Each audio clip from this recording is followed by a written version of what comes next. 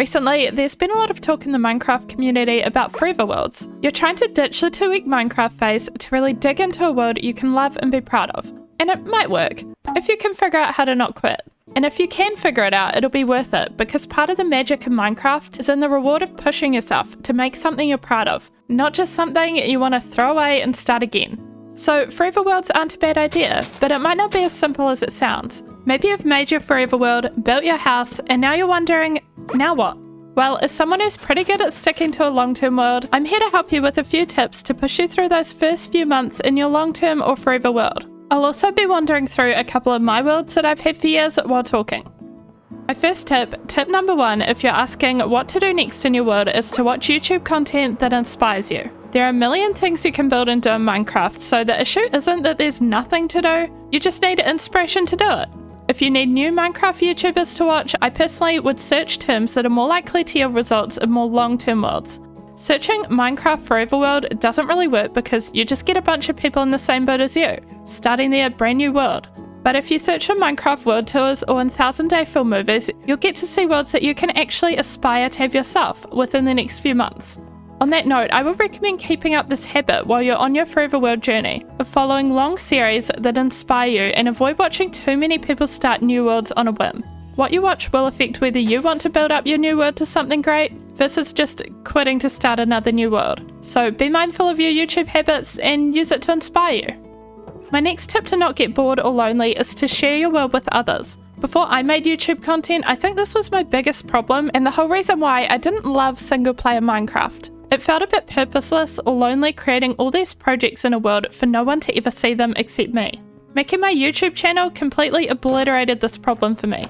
Single player is definitely not lonely when you're sharing it with an audience, but also you don't have to make a YouTube channel in order to share your world. You could, and I'd recommend it if you want to, but you could also just make other social media, like an Instagram account to post your builds, or share it a little less publicly with a friend group. What I think I would have really loved and benefited from is sharing builds in Discord communities.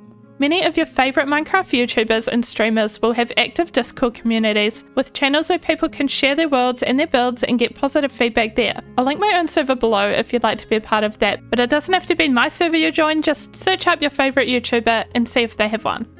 My third tip is to set a goal for yourself to expand your horizons by trying new things in the game. Especially if you're one of those people who's played Minecraft for 10 years without ever fighting the dragon, for example, or ever touching redstone.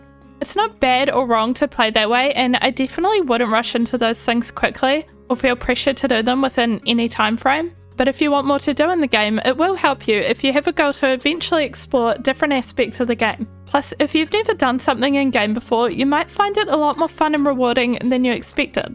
You don't know if you haven't tried it, and pushing yourself just a little every now and then when you're up to it can help you get out of that rut where you just do the same things the same way and then run out of things to do in your mind.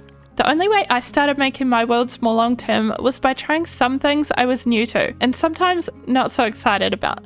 I do want to emphasize not pressuring yourself too much though. It's a delicate balance, because my fourth tip is to play at your pace and make sure you're playing in a way that does bring you joy.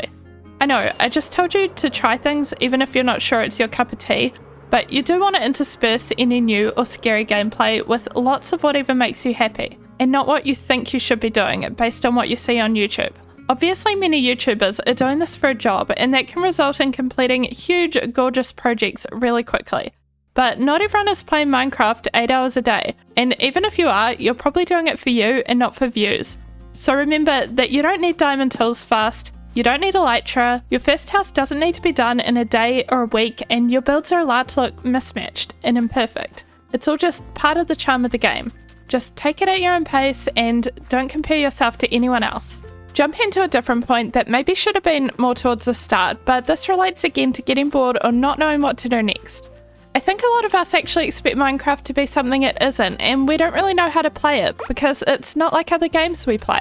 We might expect games to mindlessly entertain us by telling us what to do or guiding us to the next activity. Minecraft is not that. It's a sandbox that dumps you in a world and says, you do you. despite having a place called the end, there is no real end to the game, and you have to be self-directed. I think of it more like a big creative project I'm working on and less like a game, because it requires me to have a creative project mindset and less of a mindless gaming mindset. Sometimes I won't know what to do next, but I will know that I have to choose a path, because the game isn't going to do it for me, and that is the only way to play the game long term. Just like working on an art project, I might not be sure what the next step is, but I put in a bit of effort to figure it out, knowing it'll be fun and worth it once I'm in the groove. My next tip is that if you're getting the urge to restart, remember why you wanted a long-term or forever world to begin with, and what the realities of restarting are. For me at least, the first couple of days of a new world are my favourite.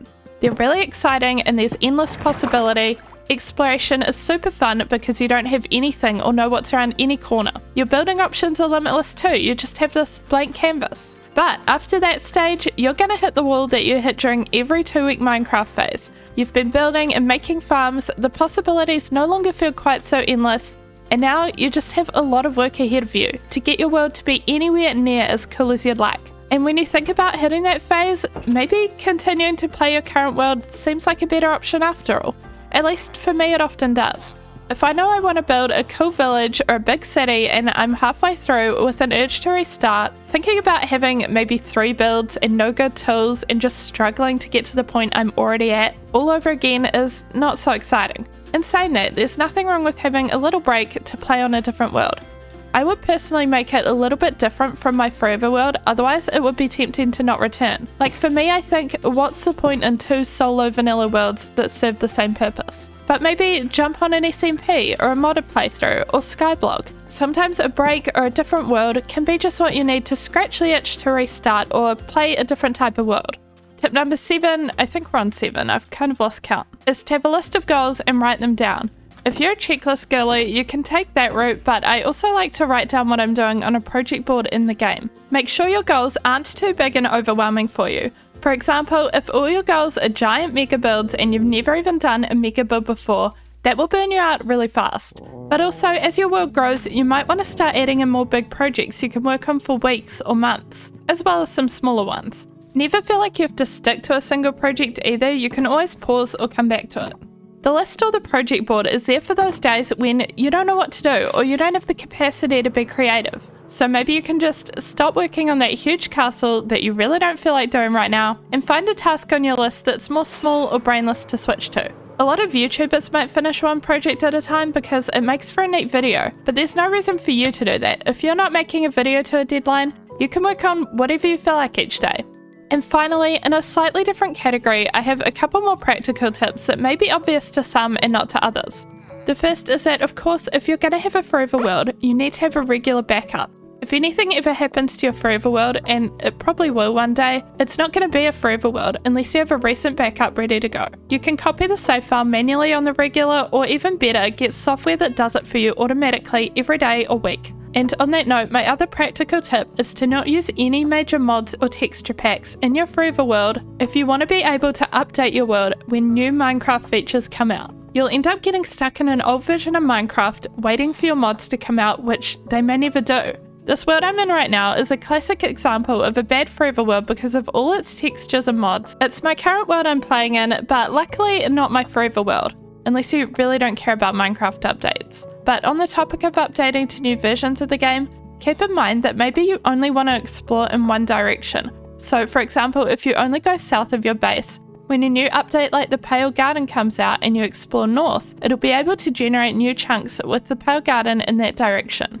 The other option is to trim your chunks when you update to a new Minecraft version. I haven't actually done this myself, but if you search how to trim chunks on YouTube, there'll be plenty of info out there. And that is about all I've got, honestly. If you have any tips I didn't cover, I would love to hear your thoughts in the comments. I'm definitely not an expert as I've only been playing Minecraft for a few years, but I just thought I'd share what helps me to stick with the world personally, and so I hope something will resonate with some of you guys too. If you need any Let's Plays to help inspire you, feel free to check out my other videos. Leave a like if you enjoyed this video, and good luck with your new forever world. Bye bye!